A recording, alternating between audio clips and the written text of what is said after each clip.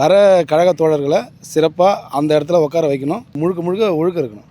அந்த ஒழுக்கத்தை ஃபாலோ பண்ணுற கடமை கண்ணியம் கட்டுப்பாடுன்ற மாதிரி அவங்களுக்கு எல்லாருக்குமே வர மக்கள்கிட்ட இளைஞர்கிட்ட அதே மாதிரி முதியவர்கிட்ட எல்லாருக்கிட்டையுமே அன்போடு நடந்துக்கணும். தூக்கிலாம் போட மாட்டோம். அவங்களுக்கு எதனா உதவினா முதல்ல போய் அங்கே நாங்கள் செய்யணும். அந்த மாதிரி ஒரு சூழல் இதெல்லாம் வந்து காசு கொடுத்தா ஒரு ஏஜென்சியே பண்ணுவாங்கல்ல.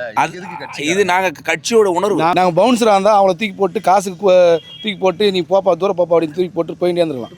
ஆனால் இதில் வந்துட்டு துப்பாக்கி தூக்கி நெத்தியில் வைப்பாங்க, இச்சு தள்ளுவாங்க, ஒரு மரியாதை செஞ்சுடுவாங்க.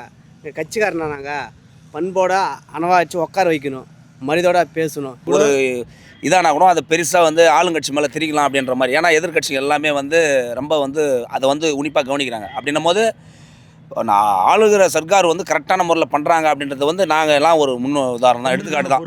எங்களுக்கும் அது நாங்களாம் அந்த கடமையோடு தான் இருக்கிறோம். நாங்களாம் வந்து கலைஞர் முதலமைச்சராக இருக்கும்போது நாங்கள் கருப்பு சோப்பு மாட்டின்னு நின்னவங்க.